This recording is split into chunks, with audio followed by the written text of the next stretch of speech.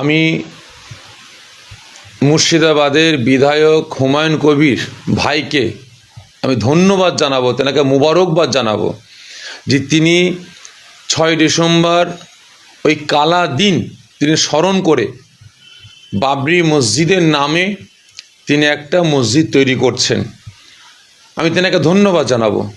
আজকে সবথেকে বড় জিনিস হচ্ছে প্রধানমন্ত্রী, এটা আমরা কল্পনাও করতে পারিনি যে প্রধানমন্ত্রীর যে সিটটা এটা হচ্ছে নিরপেক্ষ সিট। ওখানে যিনি বসবেন তিনি হিন্দু, মুসলমান, জৈন, খ্রিস্টান প্রত্যেকটা ধর্মের মানুষকে ওনাকে নিয়ে চলতে হবে। প্রত্যেকটা ধর্মের মানুষকে ওনাকে এক নজরে দেখতে হবে। আজকে আমি দেখলাম যে বাবরি মসজিদটাকে শহীদ করে সেখানে রাম মন্দির তৈরি হয়েছে। সেখানে রাম মন্দির ভিত্তি স্থাপন করলো কে? রাম মন্দির শিলান্যাস করলো কে?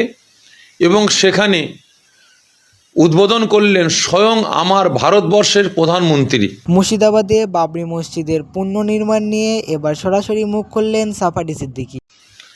এবং তার সাথে সাথে আমরা দেখলাম বিগত দিনে আমার রাজ্যের মুখ্যমন্ত্রী, কারণ মুখ্যমন্ত্রীর চেয়ারটা হচ্ছে নিরপেক্ষ মানুষের চেয়ার। এখানে এই চেয়ারে যিনি বসবেন প্রত্যেকটা ধর্মের মানুষদেরকে নিয়ে সমান নজরে দেখার দরকার। কিন্তু আমার রাজ্যের মুখ্যমন্ত্রী তিনি কদিন আগে দীঘায় জগন্নাথ মন্দির উদ্বোধন করলেন। তার সাথে সাথে তিনি আরও ঘোষণা করলেন যে কলকাতা রাজারহাটে দুর্গাঙ্গন একটা মন্দির তৈরি করবেন, শিব মহাকাল একটা মন্দির তৈরি করবেন।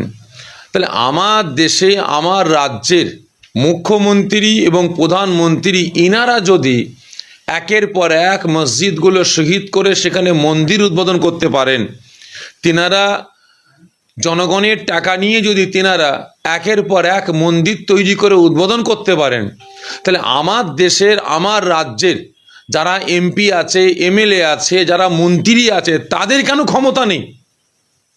তারা কেন মসজিদ মাদ্রাসা তৈরি করতে পারবে না?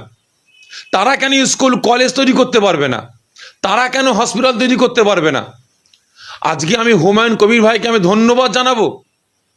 তিনি একজন বিধায়ক হয়ে, যেহেতু বাবরি মসজিদ শহীদ হয়েছে 6 ডিসেম্বর, আজকে আমরা মুসলমান আমাদের অস্তিত্বকে শেষ করার একটা মারাত্মক চক্রান্ত করেছে এই বিজেপি সরকারের এই আরএসএস মার্কা নেতারা।